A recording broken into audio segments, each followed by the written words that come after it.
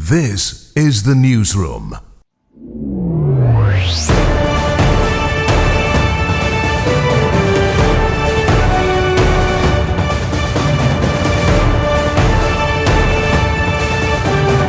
This is the Newsroom for Wednesday, April 23, 2025. We're broadcasting to you on E1, SKAR TV, NTN, and TARZEE TV in Bartica.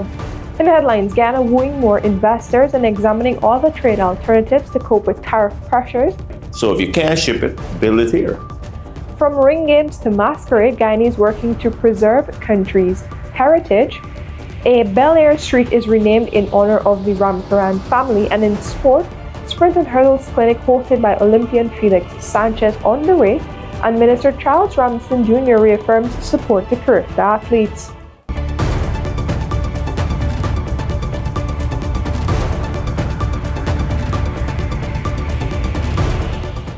With the news, I'm Vashani Raghuva. Thank you for joining.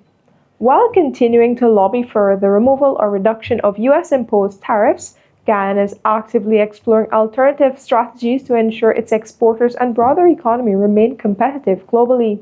This is according to the country's Chief Investment Officer, Dr. Peter Ramsroop, during an exclusive interview with the Newsroom on Tuesday. The Guyanese government has been engaged in ongoing dialogue with the United States regarding new tariffs, including those placed on Chinese-manufactured ships and the tariffs affecting various imports.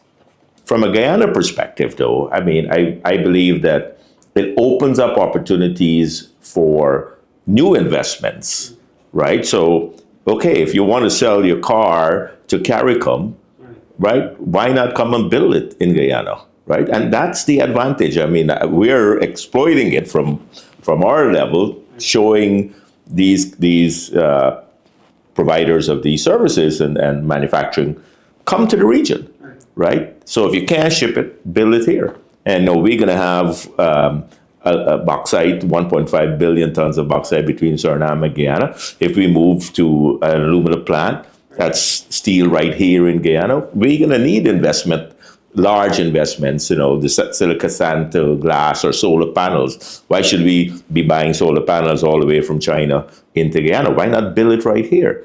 And so I think this opens up an opportunity for Guyana. And if the private sector, government, and all of us looking at it competitively together, it could be a blessing in disguise. Some fear that there are aspects of Guyana's intangible cultural heritage, from masquerade and storytelling to ring games, that may be dying. It is believed that these cultural practices, traditions, and beliefs are a direct link to the Guyanese identity, so more needs to be done to keep the heritage alive. On Wednesday, UNESCO and Marundoy hosted an opening ceremony at the Herdwinston Lodge for a workshop on the ratification of UNESCO's 2003 Convention on the Intangible Cultural Heritage. The workshop was declared open to a small, intimate crowd of creative arts and culture enthusiasts, and several persons shared their views. As the United Nations Specialized Agency for Culture, UNESCO is tasked with safeguarding living heritage and ensuring its transition to future generations. Storytelling, this Caribbean storytelling tradition is another. And that is an extremely powerful tradition in the Caribbean. Rich and vibrant, entertaining, and also full of value where the intangible cultural heritage is concerned. This workshop on ratifying the 2003 Convention serves to demonstrate the processes involved in becoming a signatory to that instrument, which in turn will offer to Guyana the following benefits: ensuring safeguarding of their cultural heritage at the international and national levels with a view to continuity, transmission, development, and scientific study. Want to have all of those elements together. Strengthening both local and national identities and ensuring openness towards other cultures. The loss of cultural equality results in a loss of identity, and thus affects the way in which people relate themselves to the world. The significance of culture in the lives of communities and individuals is an anchor for identity and belonging. The ring games become important because we are dealing with something that is fading away. I don't know, I really don't know whether children in Guyana still go out and practice these ring games. I don't know if they do. But the ring games would represent a part of the cultural heritage that seems to be fading away. while they are entertaining, they are fun, they are humorous, and so on, if we are to examine the games themselves, and if we are to examine these games, we're going to find a great deal of profundity worthy of analysis and examination, and which can give you illustrations of the cultural heritage and reasons why they need to be preserved. Education Minister Priya Manik-Chan on Wednesday said the results for this year's sitting of the National Grade 6 Assessment, called NGSA, will be announced in June. Manik-Chan said this as she delivered remarks at the ministry's STEAM fair being held at the Orchard Conference Centre, Liliendal. The examination was written on April 16 and 17 and had the highest turnout of students across the country. The Education Ministry noted that Region 5 had the highest attendance rate with 98.8%. Additionally, 115 special education needs pupils wrote the exams, while 91 wrote the exams in Spanish. The Spanish version of the secondary entrance exam was introduced last year. We just concluded the NGSA last week. We already are able to tell you that the results will be in on or before the 26th of June this year. Papers, the CXC, the Caribbean Examinations Council, is already in possession of papers and will begin, I believe, on Friday to start doing some standardization, which means they've already started batching and doing other things that they usually do.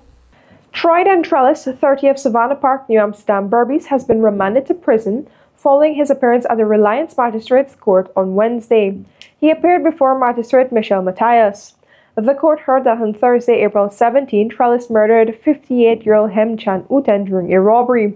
He was not required to enter a plea into the indictable charge at this stage. During the proceedings, a police prosecutor informed the court that the case file is complete. The police prosecutor sought 3 weeks to make the necessary disclosures, a request that the magistrate granted without hesitation. On the day of the incident, police apprehended Trellis, recovering a vehicle, a 9mm pistol, and a motorcycle used in the commission of the crime.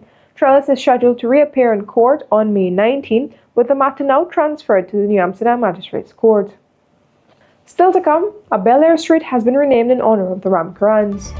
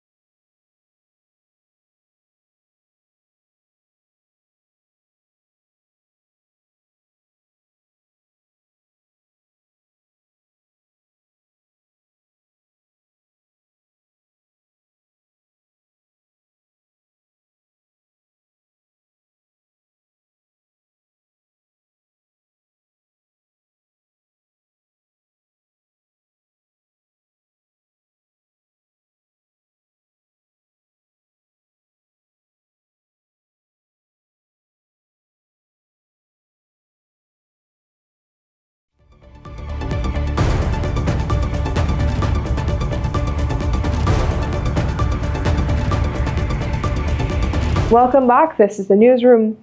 The Ramkarran family helped shape Guyana's political landscape, and in recognition of those contributions, a street in Bel Air, Georgetown was this year named Ramkarran Street. The once unnamed street is home to the prominent Guyanese family. More in this report. It is over 100 years since Beni, the first member of the Ramkarran family, established residence in Bel Air community, Georgetown, after arriving in Guyana from India.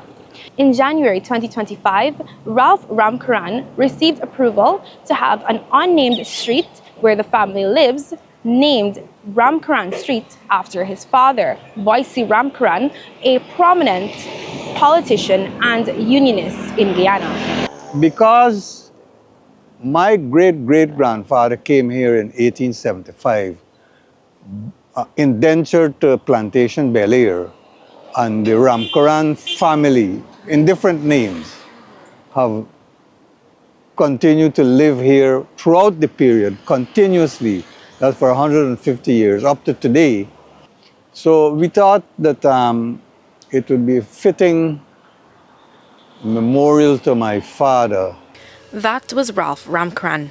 Beni, the first Ramkarran to live in Bel Air, arrived in Guyana on January 19, 1875. He was among the first East Indian immigrants who arrived in Guyana to work on the plantations. He eventually resided in Bel Air, where the plantation was located. Ralph's late father, Boise Ramkarran, was a politician and unionist who also lived here. The more significant position after that was as General Secretary of the Guyana Agricultural and General Workers Union. During the 70s, he became General Secretary in 74, I think, and he held that position for about 10 years. But it was a very turbulent period in Guyana's political life. And the union was not recognized, and there were some very long and brutal strikes during that period. So he led the union during that time. Mr. Boise's political career started after he joined the Political Affairs Committee, PAC, which led to the formation of the People's Progressive Party in 1950. In 1953, he won a seat at Parliament and eventually became a minister. He was a minister 2 times for separate ministries.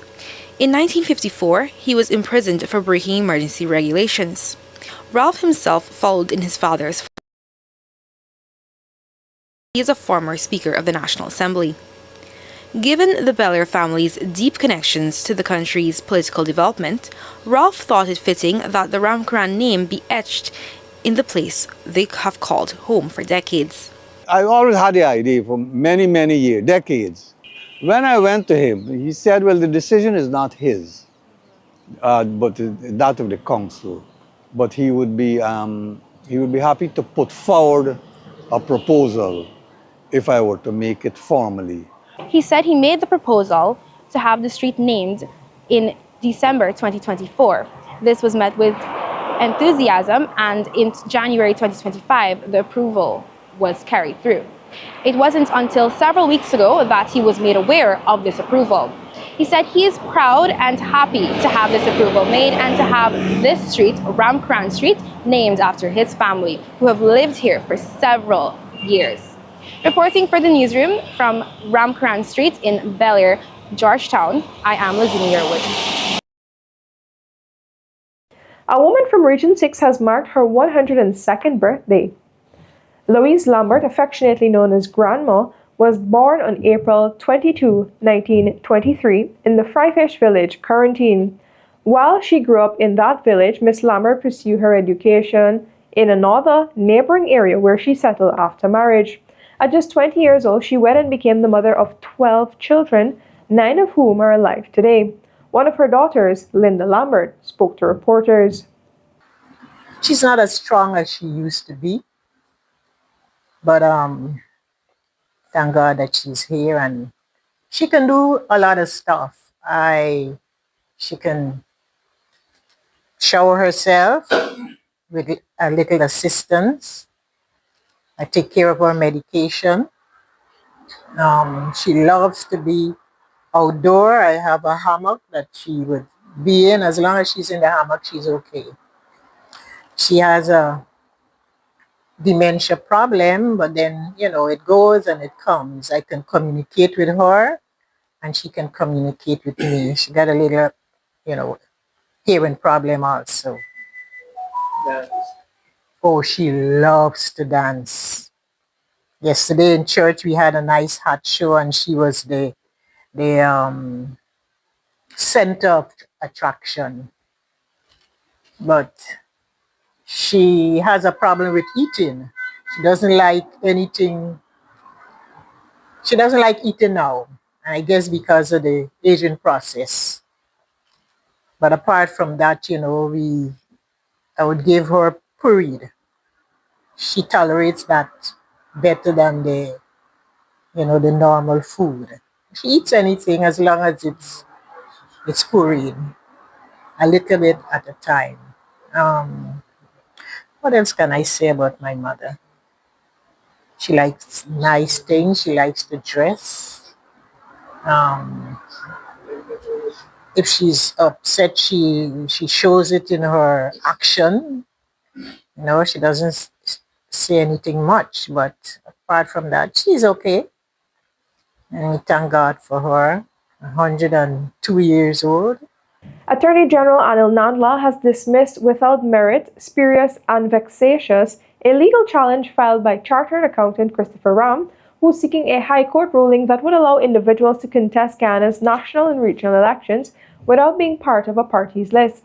Nandla said he's unclear about Ram's intentions or on whose behalf he's acting, but maintained that the case does not stand up to legal scrutiny. And the relevant provisions of the Constitution provide very succinctly and with great clarity that those elections must be contested by a list of candidates or by candidates who form part of a list of candidates. So persons are not precluded from contesting the elections, but the Constitution mandates those persons, whomsoever they are, to form themselves into a list of candidates.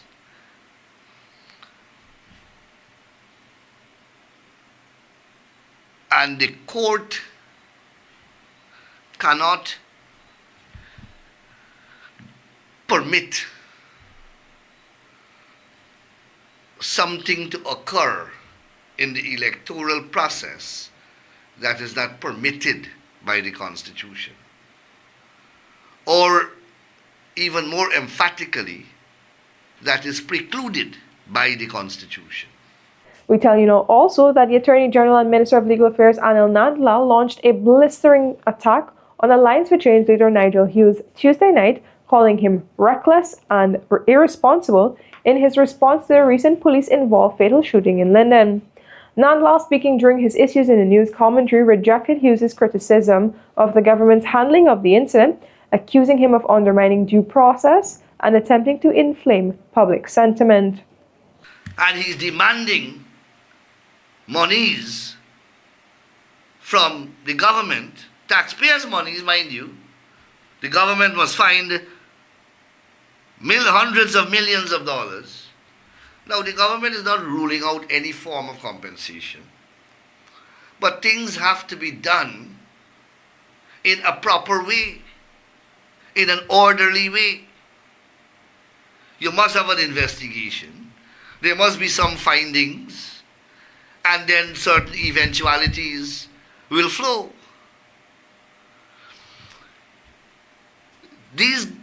This gentleman has absolutely, he is out of his depth when it comes to responsibility and duty of care to offices and to public funds. So the government was dole out taxpayers' money without even an investigation being done and without any finding whatsoever. Things are not done like that. A government has to act responsibly and has to act upon empirical evidence and upon recommendations that are studied and produced from an investigation.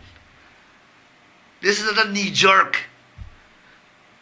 process, and that is why every time this guy speaks and everything he does demonstrate beyond a shadow of doubt that he cannot be anywhere close to a government. He cannot be anywhere close to a government. He doesn't have the sense of maturity, and he doesn't have the presence of mind. When the newsroom returns to financial weather and budget reports along with sport news. Stay with us.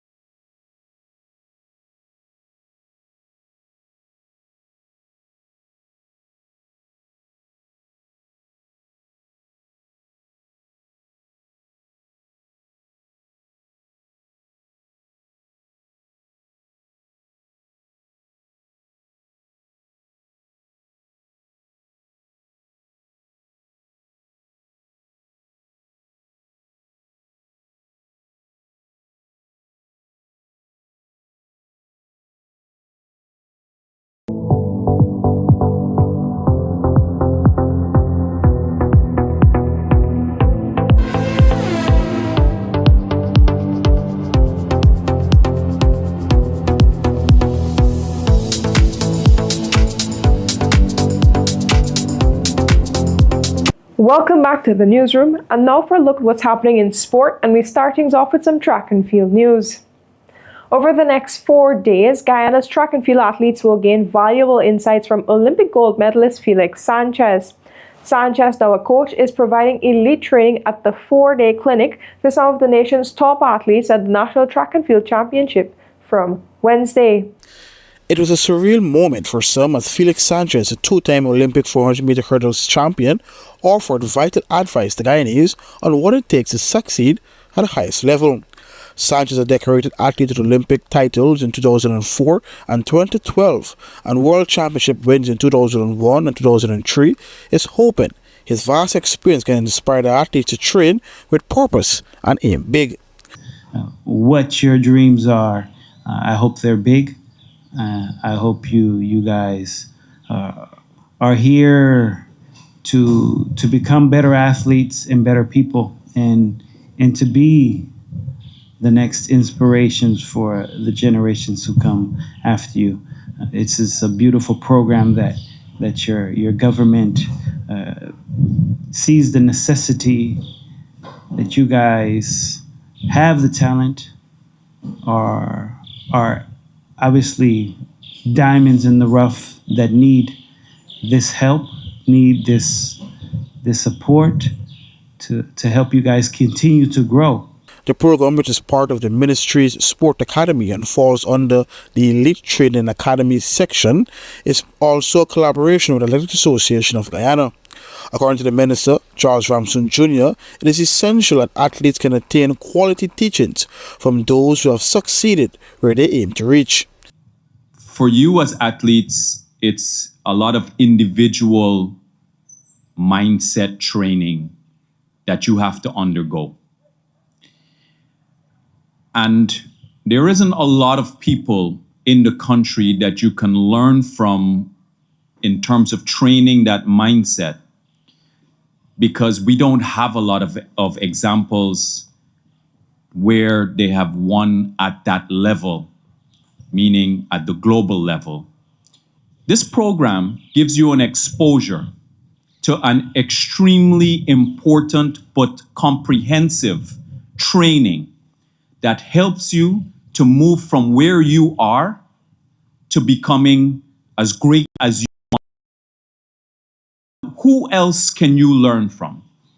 Who else can mentor you? Are the people who are already successful and the people who have already achieved what you are looking to achieve.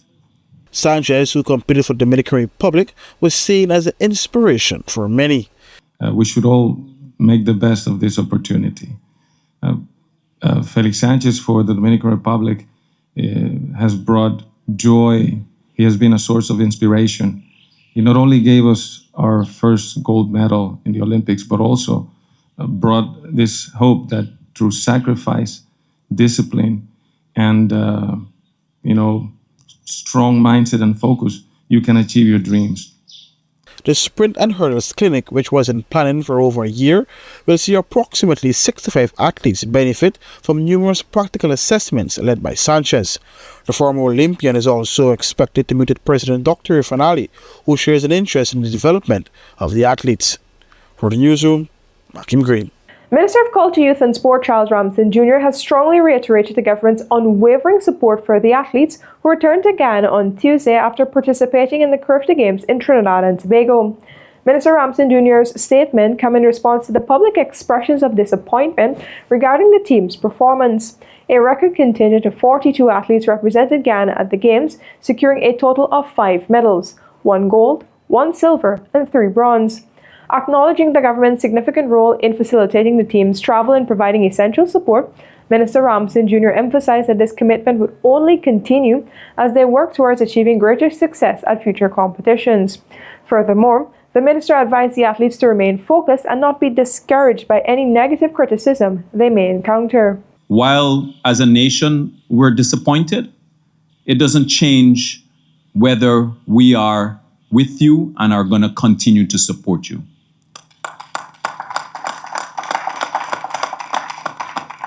Life always has its ups and downs. You're going to have good days. You're going to have bad days. There are lots of disappointments for athletes throughout their career. I'm sure Felix will tell you some of that. But there's also lots of persons or lots of countries that are experiencing the same thing. And not because you may have had a performance that didn't match our expectations. That's also an indication of what we believe in you. We believe that you can achieve far more. That's the first thing. That's why there's a level of disappointment. But you're also disappointed because you believe that you could have achieved far more. So that's good. That means that we are on the same page. You don't want it to be that the people in the country don't believe in you. And that's why they're not disappointed. They're disappointed because everybody believes in you.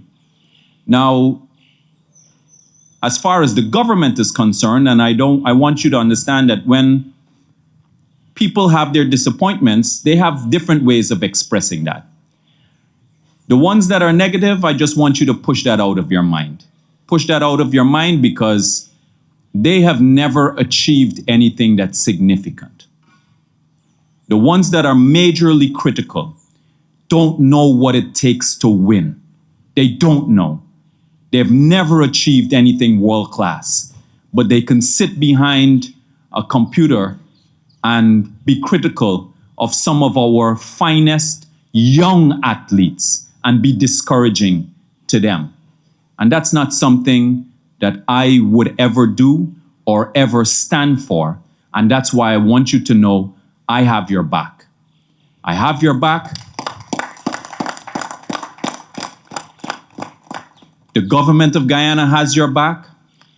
The people in the country, there's a good portion of people in the country that despite the disappointment, they're still wishing you well and willing you on to succeed. The Guyana Cricket Board has announced its 15-member squad for the upcoming CWI Women's T20 Blaze tournament. The regional competition is scheduled to be held in St. Vincent and Grenadines from April 28 to May 12. Experienced campaigner Shemaine Campbell will lead the side. The rest of the 14-member squad includes Ashmini Munisar, Mandy Mangru, Cherianne Fraser, Tremaine Marks, Naya Lachman, Shanita Grimman, Katana Mentor, Liliana Grimman, Anastasia Venezuela, Shabiki Gajnami Latoya Williams, Plifiana Millington, Chiana Ratamayo. Under the guidance of head coach Tremaine Smart and assistant Clive Grimman, the Guyana squad is currently undergoing preparations, focusing on delivering strong performances throughout the T20 Blaze. Angelica Knights will be the physiotherapist. The GCB has expressed confidence in the team's readiness to represent Guyana and improve on their second-place finish from last year's T20 competition. Guyana battled defending champions Barbados on the final day with the title on the line in the West Indies Rising Stars on the 1550 over championship. The newsroom's Avinash Ramzan is in Antigua, and he has the details on the match's outcome. So at the conclusion of the Cricket West Indies Rising Stars on the 1550 over competition 2025, Barbados unbeaten in the tournament and winning it overall points 27.4. Trinidad and Tobago ending with 19.4. And Guyana losing this final round match along with that game against Jamaica, finishing third with 18.6. Just a recap of what took place today. Barbados batting first, 209 for 8, 47 from the wicketkeeper Seth Smith, 38 from Justin Paris, the captain, and bowling for Guyana, Riaz Latif, 3 for 31, finishing as the leading wicket taker of the tournament with 15 wickets, 2 for 53 for Usain Fredericks, and 2 for 24, Brandon Henry, and then Raphael McKenzie picking up 1 for 34. Guyana looking for 210 for victory. They were bowled out for 160 in 45.3 overs, with Brandon Henry scoring an even 50. 32 from Nathaniel Ramsamy and 20 from Lomar Sicharan. Bowling for Barbados, 3 for 19 for Asher Branford, 2 for 25 Justin Paris, 2 for 35 Joshua Thompson, and 2 for 19 from Rajiv Parsuram. Barbados, of course, finishing as the champions with a clean slate, winning 5 from 5. Alongside me, the coach of the Guyana team, Yuraj Kemraj. I know you're disappointed, coach. You were very emotional after the conclusion here today. Just sum up your emotions. To begin with, the Guyana team, they tried, right? The positive out of it, we had some good performance individually. I guess we couldn't put partnerships together today once again, and that was the cause that we lost against Jamaica. But during the tournament, we had partnerships, we had scores. We still, as a team, we still posted the highest score in the tournament. Also, we got the best bowling figures for the tournament. We probably end with the best. We still have some good personal performance that we look back to and we reflect. And what I just said to the guys after the tournament, we lost the tournament, yes, but the biggest loss if we go back home and we don't learn from this experience. The semi-final round of the Milo Secondary School Football Championship has been rescheduled to Thursday at the Ministry of Education ground on CARIFTA Avenue following previous cancellations due to persistent rainfall. The first semi-final will see Dolphin Secondary facing off against West Rheinbelt at 17 hours. This will be followed by a highly anticipated clash between Region 1 powerhouse Warramuri and defending champions Chase Academy at 19 hours.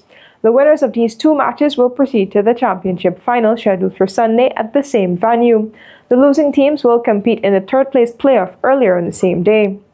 The Milo Secondary School Football Championship offers significant prizes that benefits the participating schools. The winning school will receive $300,000 towards a school project. And with that, we've come to the end of this evening's newscast. Of course, you can find these and other stories at our website, newsroom.ui, and across our social media pages, Newsroom Guyana. On behalf of the news and technical teams, I am Vishani Raghavar. Thank you for watching.